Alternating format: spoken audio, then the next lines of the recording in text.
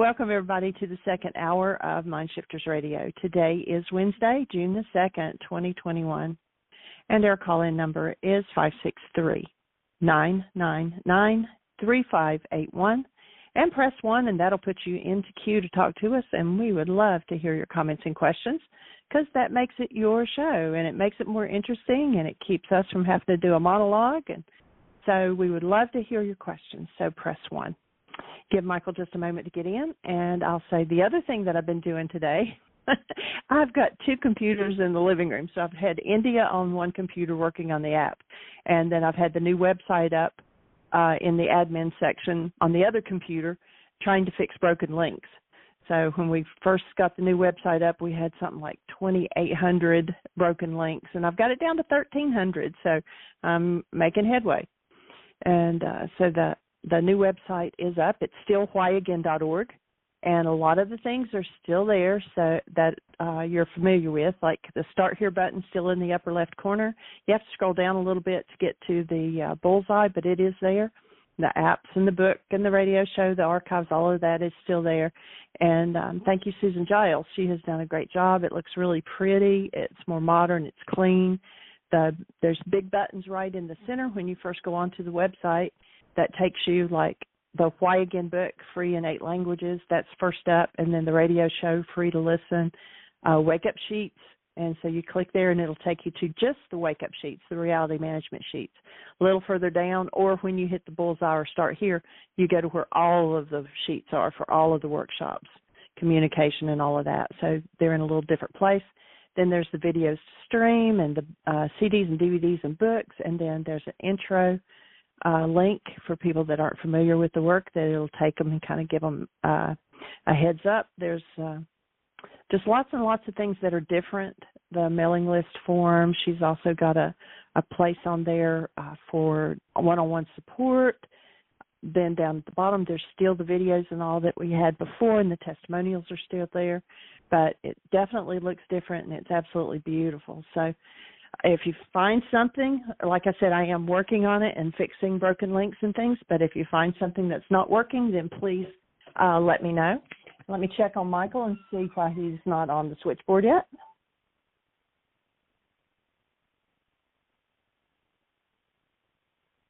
All right. He's got sidetracked there for a moment, and he'll be right with us. So 563-999-3581. and press 1.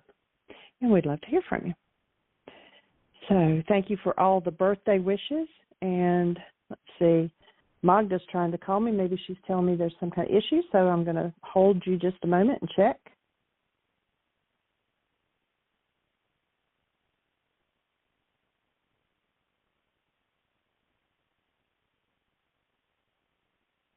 All right. So she was actually just going to leave me a message. She said, I didn't mean for you to answer the phone.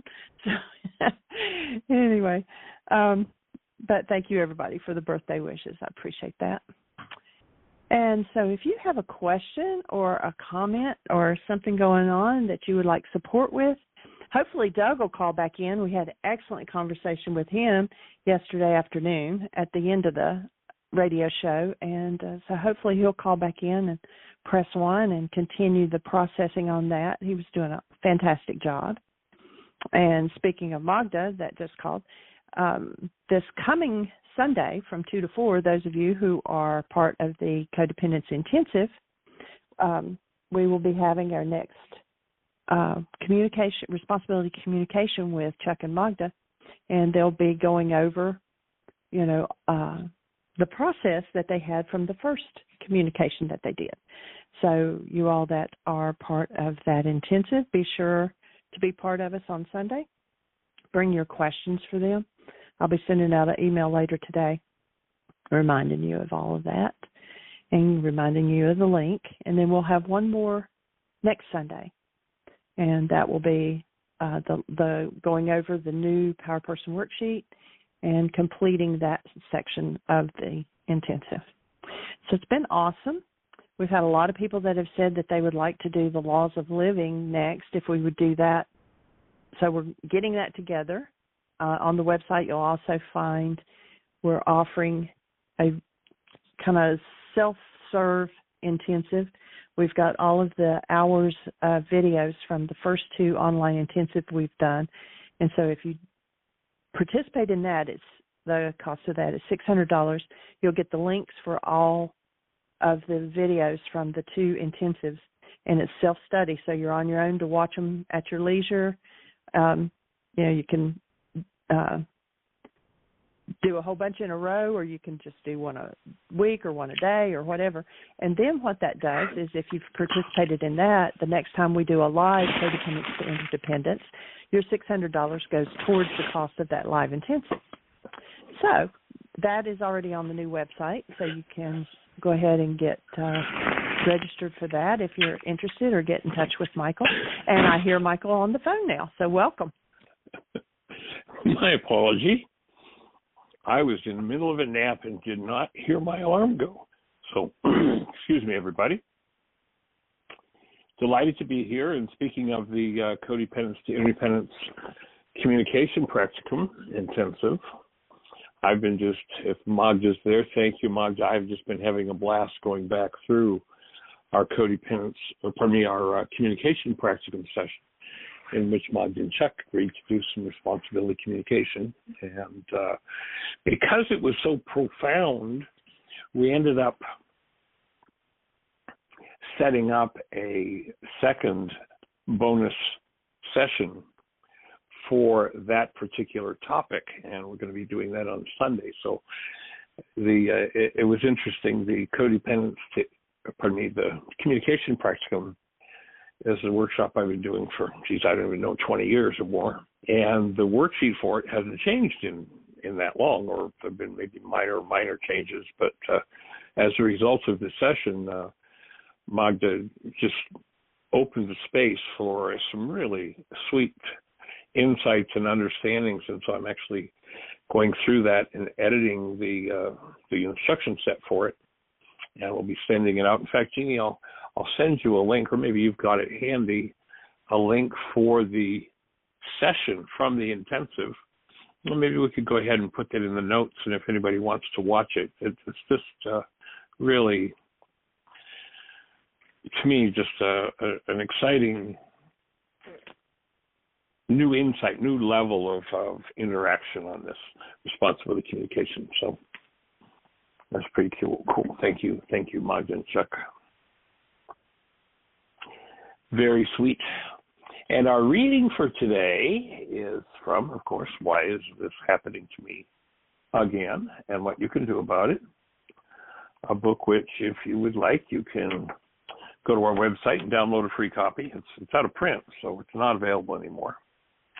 Except you can get used copies of it. Way back in 1995, when we published it, we put out several, I don't even know how many, tens of thousands of copies around the country. And so used copies are showing up by the dozen on eBay and on Amazon. So you can order the book from those places, usually for a couple, $3, $4, $5, $6, and it's a deal.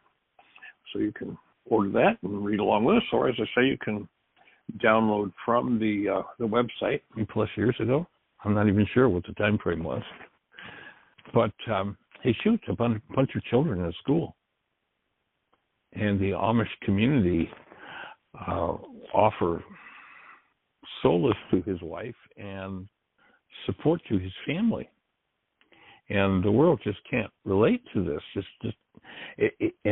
The demonstration of the principles of the Aramaic in this film are just monumental, like very powerful, and it shows how those guidelines can go astray. So if you want to watch a profoundly impactful film, watch the movie Amish Grace. And the scene that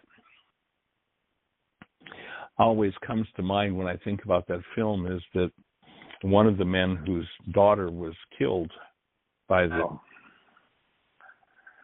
guy who, appears to be a bona fide preacher.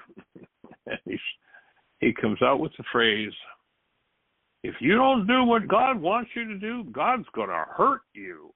And it was just like, oh my God, what insanity. that so much fear and so much terror and trauma by these Greek translators who've so misrepresented what happened in the words of Yeshua, as though love, the Creator, could possibly have any kind of fantasy or volition that I'm going to hurt you because you don't do what I want you to do. And I almost stopped to look up how to write to this guy and say, excuse me, sir, I got your projection. So what you just told us is that if people don't do what you want them to do, you hurt them. Please let go of believing that God is the Creator, that love has any concept that matches your personal insanity. It's just ridiculous. But anyway, this idea of off the mark is the Aramaic term sin. You know, you fire at the target on the archery range. If you miss the target, bullseye, scorekeeper yelled, off the mark. If you miss the target altogether, the scorekeeper would yell, evil. Like, you missed, take another shot. It's the oppressiveness of man's mind projected into the mind of the Creator is just outrageous, and no wonder so many people live in this world of atheism and denial of a Creator, with the travesties and tragedies that have been put into the Creator's mouth. And we're moving into the Aramaic idea of the word law. And so I'm offering this character, Richard, who I'm having this conversation with. In the Aramaic understanding, the law and its prophets hang upon the condition of love in the mind, not on fear, which produces unconsciousness and error. Without the condition of love continuously present, the searching mind will project its own errors into that which it studies and onto whatever it sees. Only a mind connected to love has healed its capacity to project and hold a true spiritual perspective on life. Only that mind can understand the law and its prophets. You look at that word law in Aramaic, and the Greeks, we hear it's some sort of an oppressive set of rules that have been placed upon you to make sure that you do right and you do good. Where, in fact, the word law in Aramaic simply speaks of, here's the way things work, and here's another atrocity men have done. And that is, they've told us, well, the law is over. We now have a new covenant, and the law is done. Excuse me? Not, as Yeshua said 2,000 years ago, not one jot or tittle, and that means the smallest character area. Not one bit of it's ever going to change. It simply describes the way life works. Of course, we have men who lay down the law, men who are going to be the authority, and they're going to beat the hell out of somebody if you don't do what you're told to do. So far off base with this whole idea in the Aramaic language.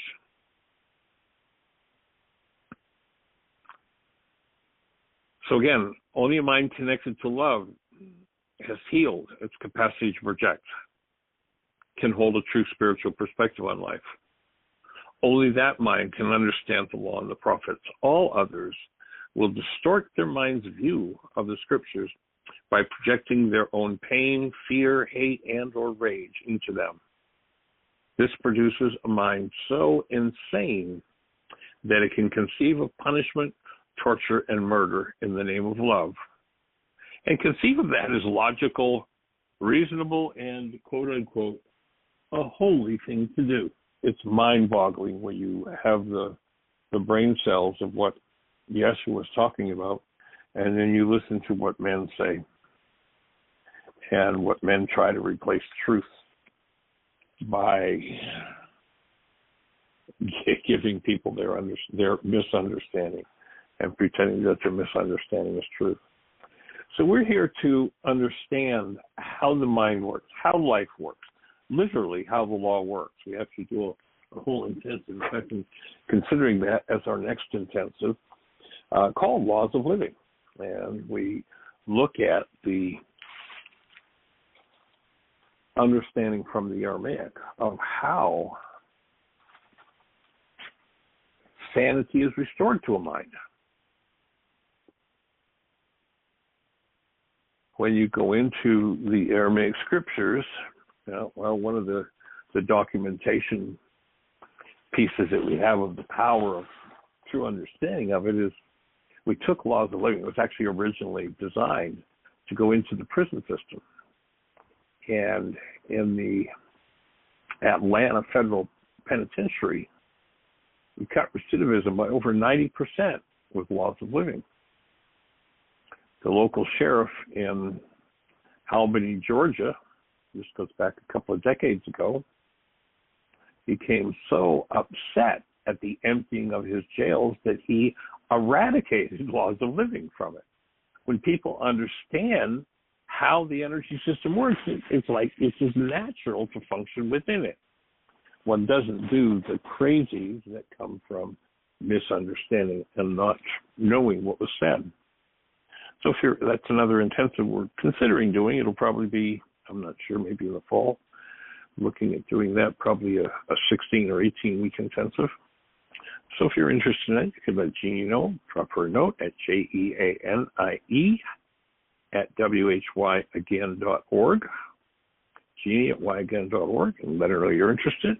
Give us your phone number, your name, and I'll touch in with you and see if it's something you want to register for. And other than that, we are here to create as deep a level of support of this process of first century, in particular first century Aramaic forgiveness, and the understanding of the law, and make it as available as we possibly can across the globe. So delighted that you're here to be part of the conversation, and if you have a comment for us or something we can support you with, some point which needs refined, we're here to provide as much support as we can possibly do. So if you're out there in listener land and you're listening to the show, and perhaps one of those stations where we can't see you in our control panel, if you call into the show, the phone number 563-999-3581, you'll be listening to the show. And if you have a question, all you have to do is push one, and you and I will be having a conversation. So we'd be delighted to hear from you. Push one, let's have a conversation. Miss Jeannie? We have Happy Eternal Day to you, today. Sweetheart. Oh, thank you. Appreciate that.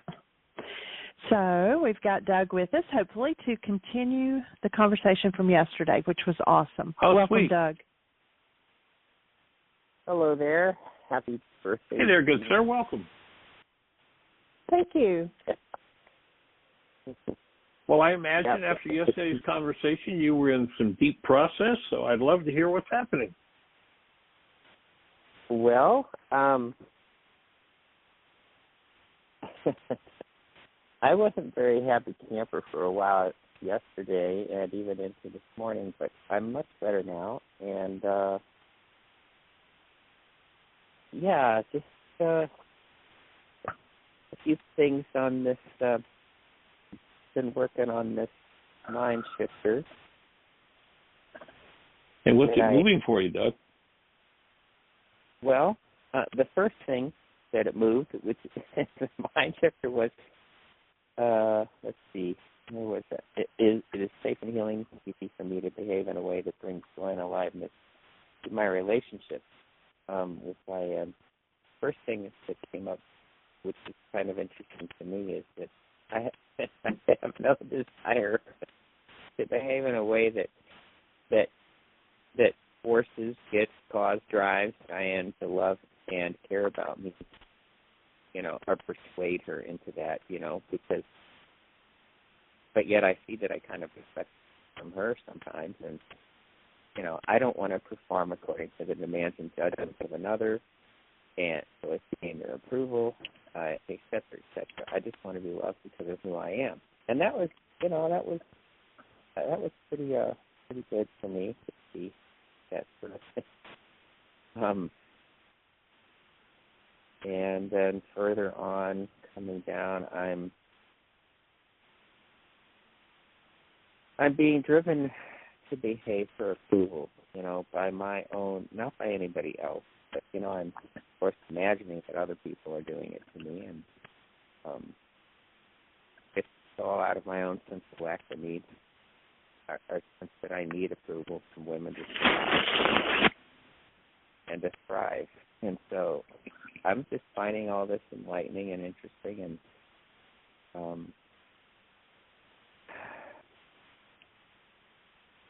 I realize that. Big breath. Yeah.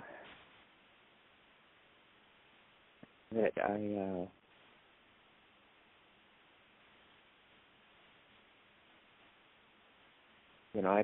another thought was I don't want to have to perform like a trained monkey to get someone's approval.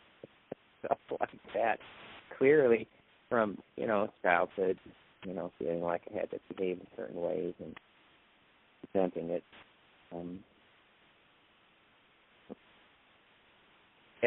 At some point in my process, I know somewhere, I'm not finding it right now, but somewhere in there was that I realized that I really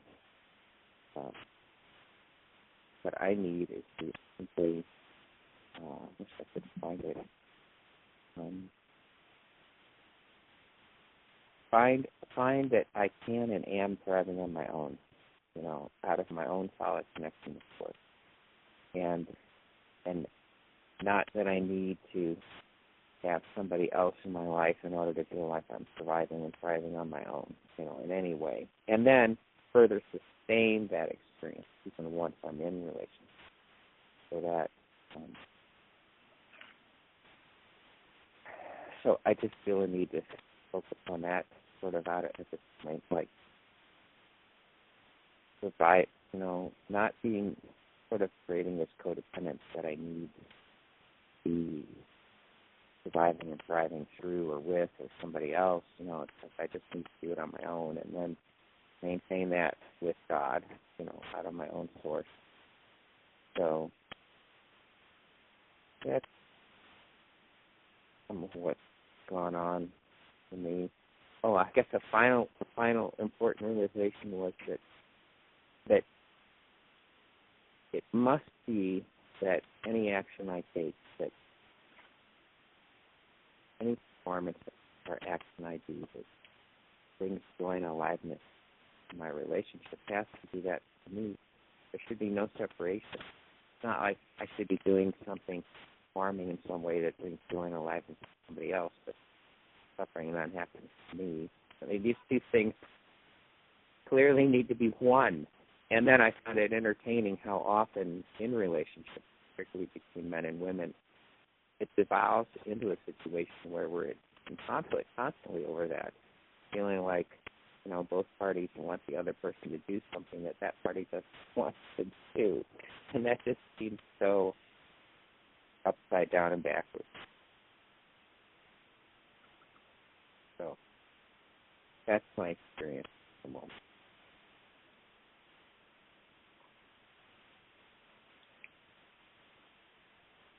And so I noticed. Go ahead. I noticed that you have a link, it would appear, between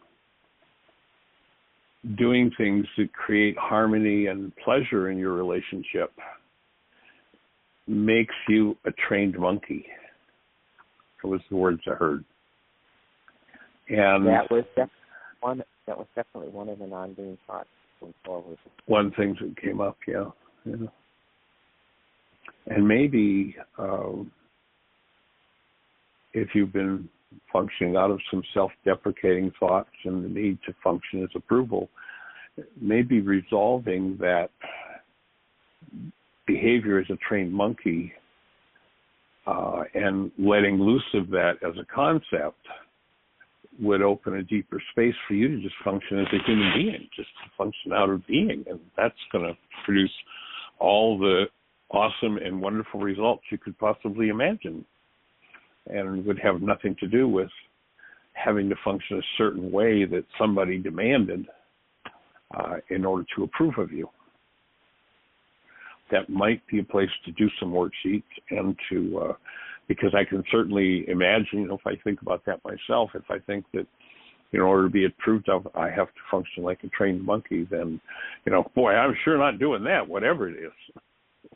When the truth is, it's functioning as a human being, so it's a natural thing in the world, and of course would have nothing to do with having to do what you're told to do or forced to do, whatever that issue's about.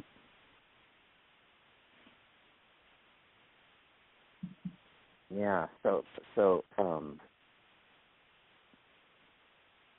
working towards just figuring out that thought that I need to function as a trained monkey or something, and focusing on clarity of freedom to function as a human being.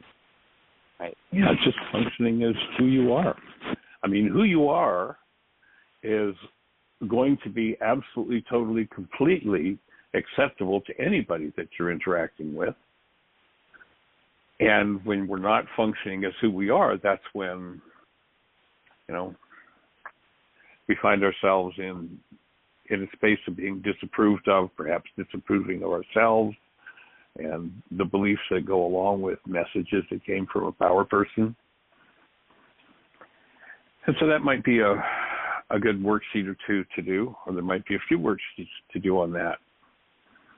And, right. The most natural thing in the world is to function as who we are, until we've got a power person dynamic that, then the power person dynamic runs our world.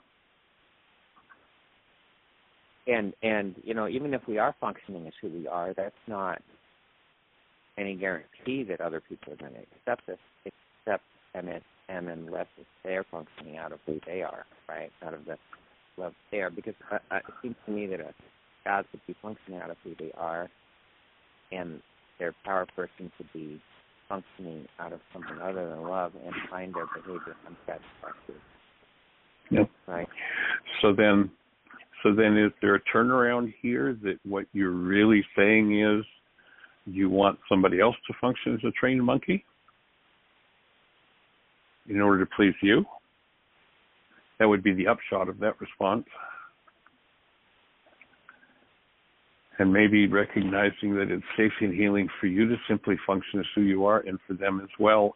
And that's going to lead us to our natural state of approval and aliveness and joy and fulfillment. Yeah. And I know for myself personally that the only time I've found myself in conflict in my relationships is when I am not functioning, or I'm expecting someone else to function and according to my power person demands. And when I let that go, when I awaken to who I am, the natural result is simply human life. And it frees us from the demands of our power person, as well as frees us making the same demands on others that our power person made on us. Remember, the power person dynamic, once it's instilled in the mind when we're under stress, what we're going to tend to do is whatever our power person did to us that we hated the most. And that's probably not going to be very acceptable to anybody. When I choose to forgive that, when I let loose of that, the natural result is to just function as who we are.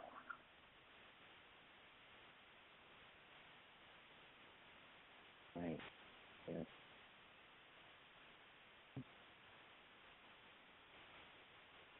Certainly. Okay. Good.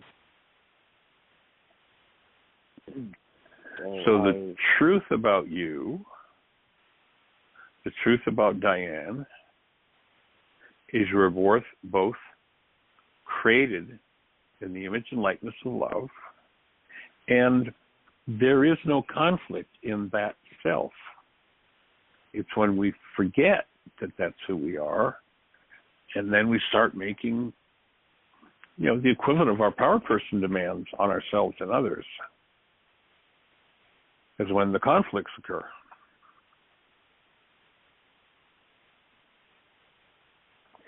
And of course, most everybody has been through that power person game, and so has those inclinations in mind, and those inclinations to function out of the power person dynamic. Again, it's a matter of forgiving those dynamics to allow the truth of who we are to show up. One of the things one of the insights I got from working with Magda and Chuck on this video, I've just been working on that this morning and rewriting the instruction sheet for responsibility communication, is recognizing that when we live in a perceptual mind where there's a capacity for hostility and fear, all of our so-called thinking, everything that resonates and moves in us, is going to tend to lead to conflict. And when I move into telling the truth to myself, speaking to myself and others out of who I am, my mind is going to automatically heal. I'm going to bring my mind to truth rather than living in the lie of the false demands of the power person. And that's where responsibility communication becomes such a key in the codependence work.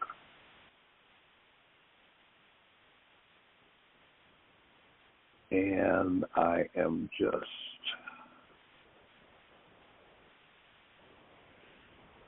getting ready to send you a link to the responsibility communication session that we did. It'll be in the notes, but also it's being sent to you, so you've got an easy link to that. And maybe that'll help open the space on a new level and just in the middle of your inquiry. Right. So it's like when we're not functioning out of love and we're functioning out of, it's like I can just see how, for my own self, if I'm not functioning with love, that's when I feel, and that leads the whole thing of feeling like I need, whatever, something in relationship or from relationship, or that I cannot survive without it or thrive without it. All of that is rising out of those false thoughts, firstly, to myself. And when I realize I'm connected with love, of course, I feel that. And that leads to all the demands, and for the other person too. The interesting thing is how to, I guess,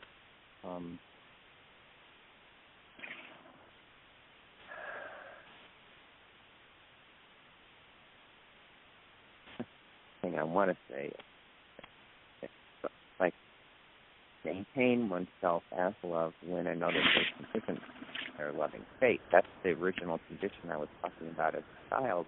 Couldn't a child be functioning with love and their power person not be? And so then they're coming at the child with non-loving behavior that is difficult to deal with, and cannot that happen to us as adults, both to give it to another and receive it? Like if our partner's not feeling loving, then they're going to be making demands on us. Or if we're not feeling ourselves as love, we're going to be making demands on them.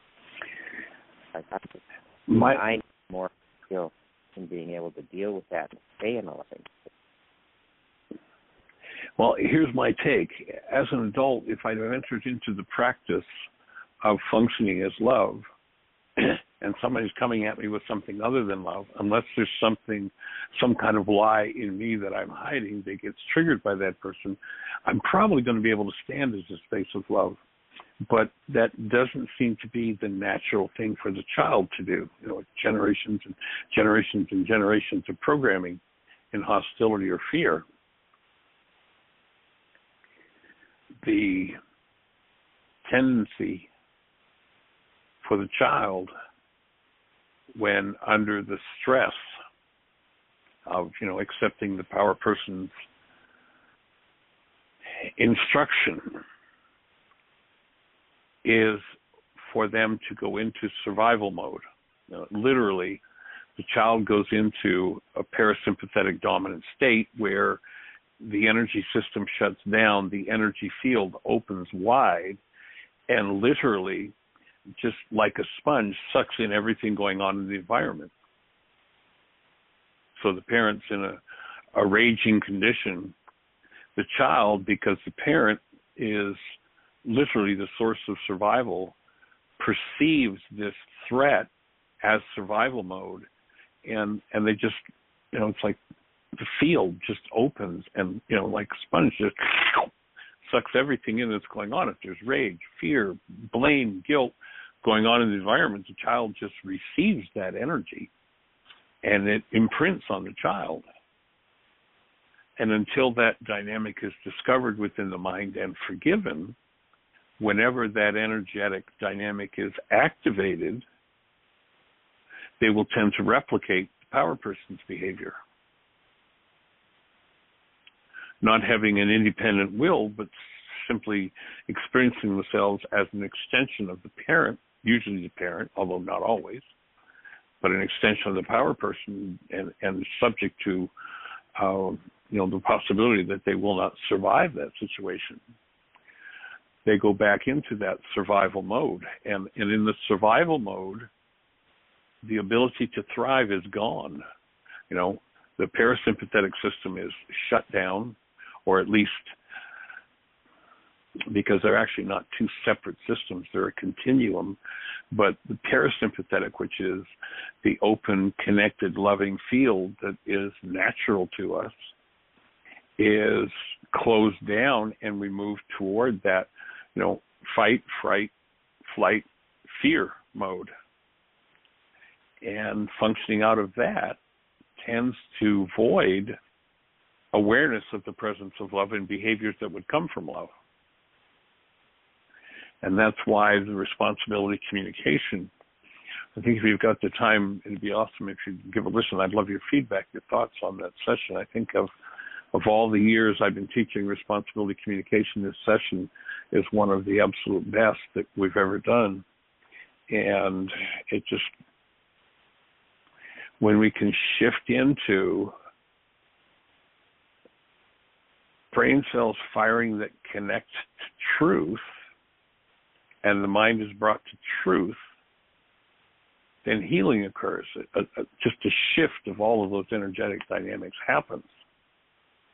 But as long as the power person dynamic is unconscious and unresolved, every time it's activated, every time it's resonating into activity, it becomes crazy time again.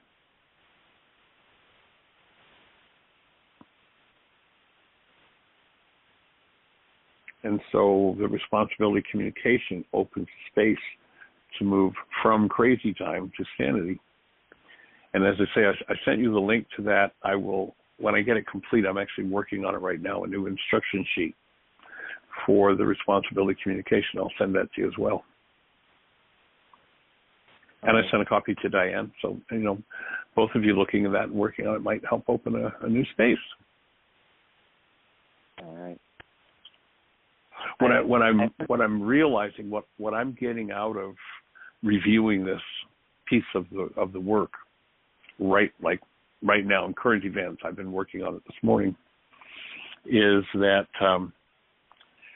when I use projection communication, when I have a reality in my mind that's formed by my mind, based in some form of hostility or fear,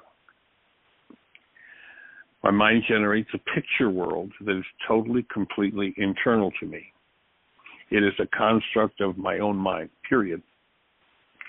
And when I accept that construct in my mind, let's say if there's a conflict between you and I accept that conflict, which is being generated by my mind, as true about you, I've got to make up a whole world of lying communication to pretend that my perceptual construct tells me anything about you. I mean, I literally have to live in a whole lie. And I have to tell myself a story that's totally, completely so far out in left field that it's unbelievable. And I tell myself that story. We've been taught by generations and generations and generations doing that story is true about you, when the truth is the only person it's true about is me. But I've projected it into my brain's image of you. I've used that data, that lie, to build a picture of you. And I believe that my lie is true about you. And I've lost the fact that the lie is true about me. And when I shift into responsibility communication, I'm restored to the truth. And it changes everything.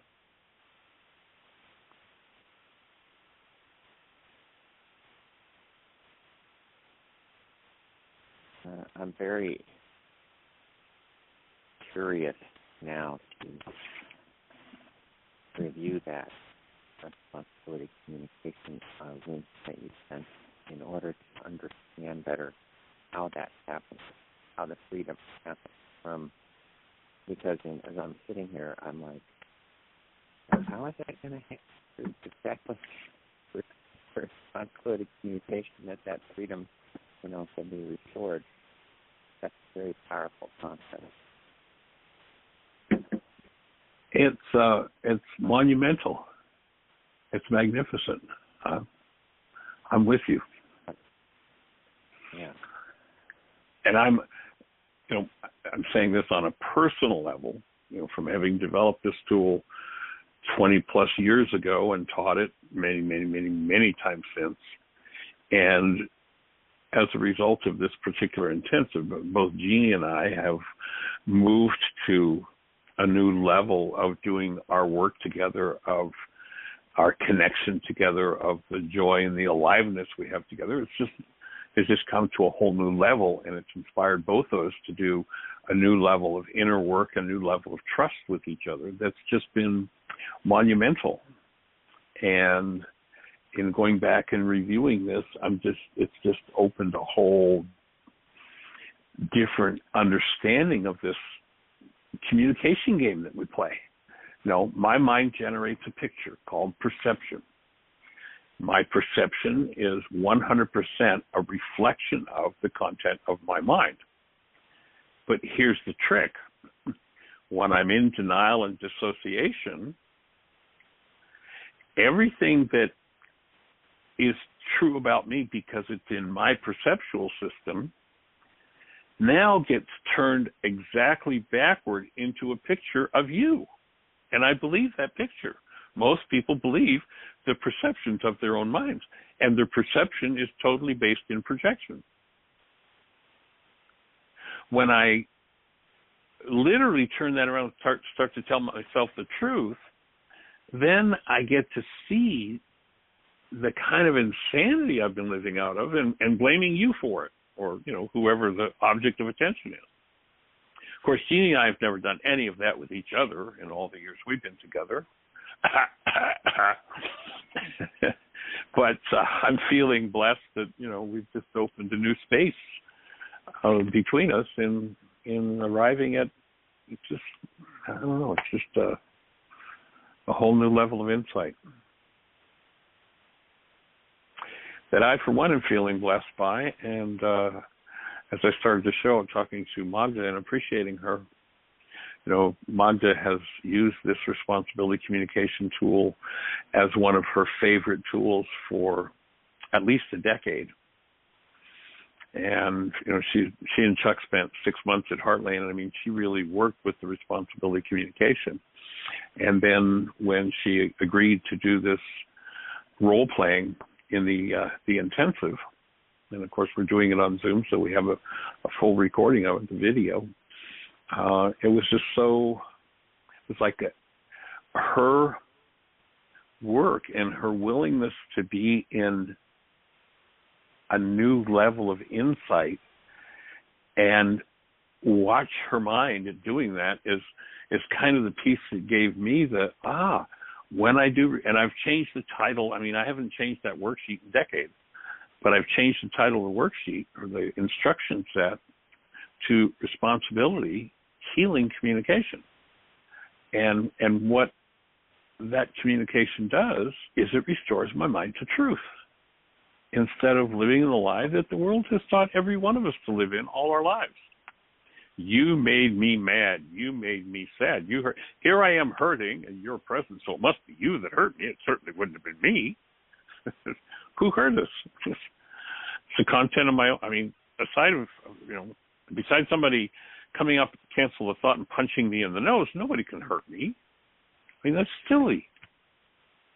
But if I'm hurting and I say, you hurt me, I have to generate a whole world that's a lie, and I have to make it all your fault. And, of course, if I believe it's your fault, I certainly have nothing to change. So what do? I keep living in the lie.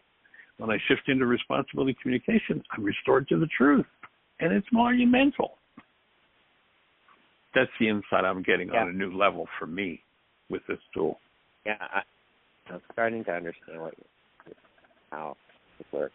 Like you say, what was that new title again? I'd like this slide. Responsibility. Say it again.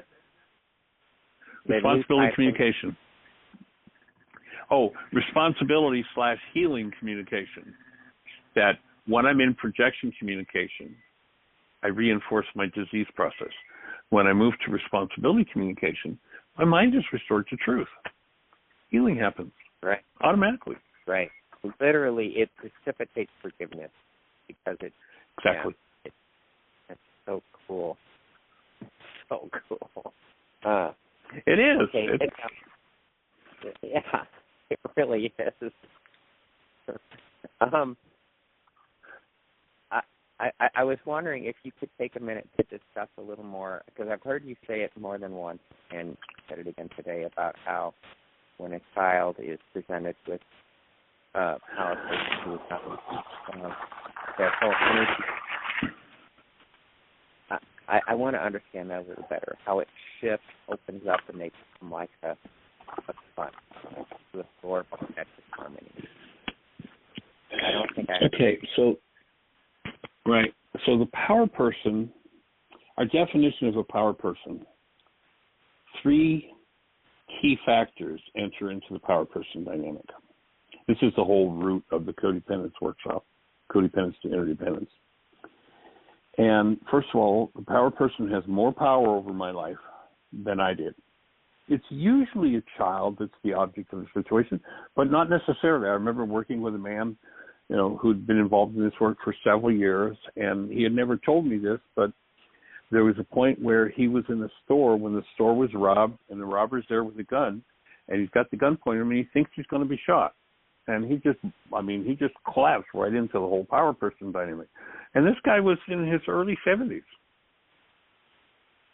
And he realized, as we were talking about the power person, that, oh my God, that situation, me being in that store and my life being threatened, was survival. So that's the second thing, that the power person is not functioning as love. And it's perceived as survival by the object of the situation. So 3 things. 1, this person's got more power over my life than I do. 2, they're not functioning as love. 3, I perceive it as survival. Right. Somehow what that does causes the energy field to simply open and be a sponge and take in whatever dynamics, whatever energetic dynamics are happening in the environment as just basic facts, this is the way it is. So now that power person dynamic is installed in a mind forevermore, until that power person dynamic is accessed and forgiven, literally removed, there are only 3 behaviors possible for the person who is the object of that situation. 1, when there's no stress, they will do whatever they did to get along with their power person. So let's say with my power person, what I did was I was Mr. Nice Guy. So here I am, Mr. Nice Guy. Most of the time, people know me as Mr. Nice Guy. Second behavior, when stress starts to build, that person will move out of doing what they did to get along with their power person and they'll do whatever they did to resist and survive with their power person. So if what I did with my power person when the stress started to build was I moved into being Mr. Snarky and attack, all of a sudden the person that everybody knows is Mr. Nice Guy is being snarky and attacking. Second level of behavior. Third level of behavior, when the person who's the object of that power person dynamic becomes ultra stressed, they will default to doing whatever their power person did to them that they hated the most.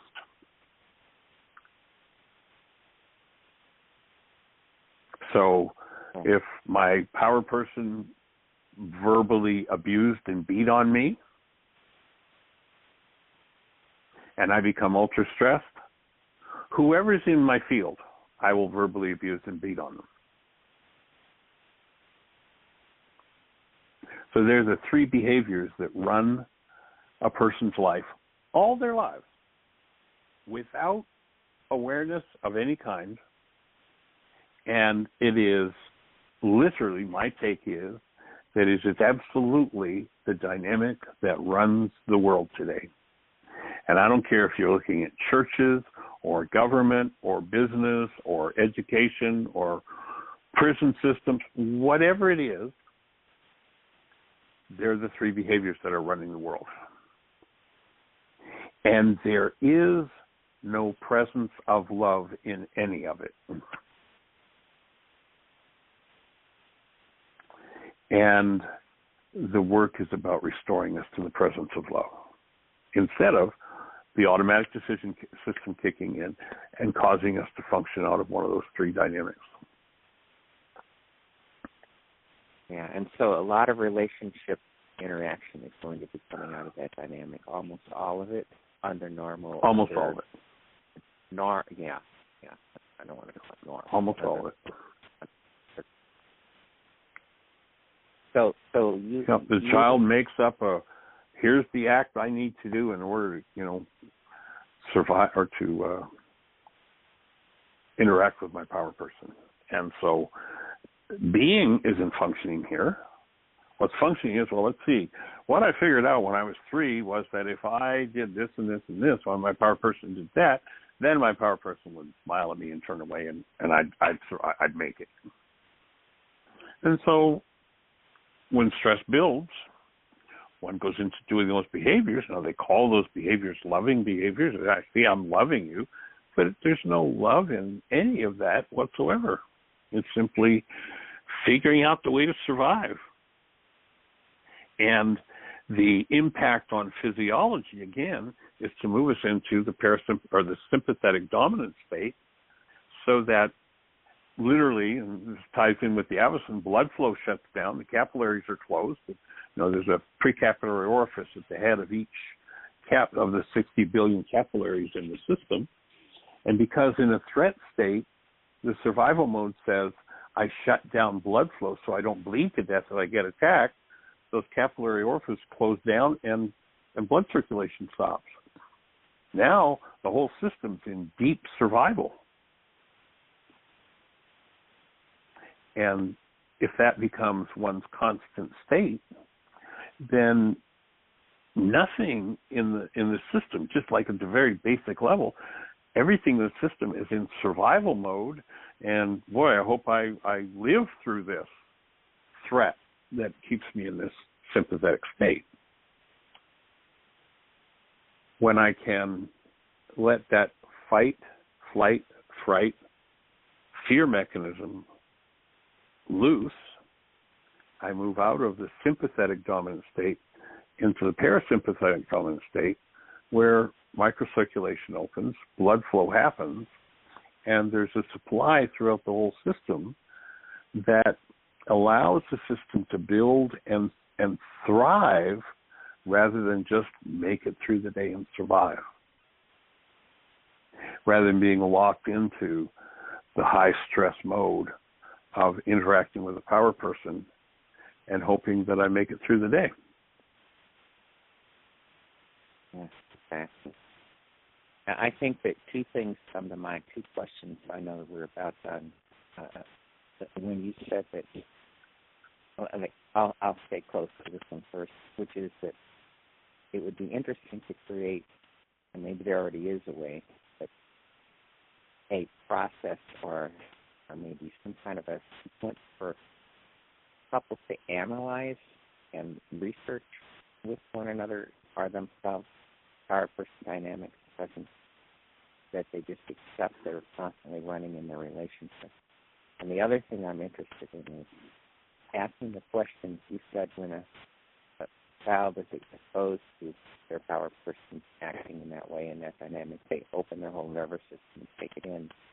I'm just going to ask the question, because then maybe the answer will come to us. Why does that happen? Such an interesting dynamic. What was the question? Your voice got a little fuzzy there.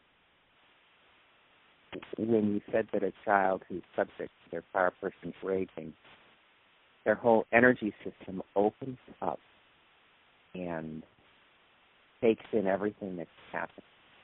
And it's like, why does that happen? You know, I mean, that's some kind of a response that happens in the child. It's called survival. And again, it's dog eat dog, and what do I need to do to live through this dog attacking me? Where thriving, parasympathetic dominant, the field is open, the field is connected to love, and I have the ability to actually reason and select or make choices rather than the automatic decision system kicking in and running the show. And how do you analyze that? Say again? So their field opens in that situation because they feel it's a matter of survival, and somehow that just wakes up the awareness to absorb everything that's happening in like a lower brain attempt to be able to have all the data available in order to see what I need to do to survive. Survive, exactly. And survival, I mean, you know, survival of the fittest, that whole game is, I want my life to continue, but the cost of my life continuing is I live a short life because this state kills me. There is no access to higher understanding. There is no access to literally God's mind because we're stuck in the lower mind wanting to survive. And, you know, it's like the Creator standing there with a whole set of instructions. Here, I got some information for you, but there's no ability to hear it because the whole thing is shut down. And when one moves from sympathetic dominant to parasympathetic dominant, everything softens, opens, one breathes, one is able to function out of being and get messages from being. And of course, and how do you work through all of that? Well, we just did a 14-week intensive, and we've got 2 more bonus sessions we're adding to it. The intensive that Jeannie was talking about at the beginning of the workshop, that's the primo. Here's how you work through all of that. That's what that whole 16 weeks is about. When we're finished with it, it'll actually be 2 more weeks before we complete it. Awesome. Thank you, Mike. Honored and delighted, my friend. Thanks for opening the conversation. It's awesome. And we are down to the last minute or so I'm just going to say much appreciation to everyone, and we hold the space for each of you to create the best year yet of your eternal life, to truly move from survival to thrival and really, truly thrive. It's what we're designed for. Blessings.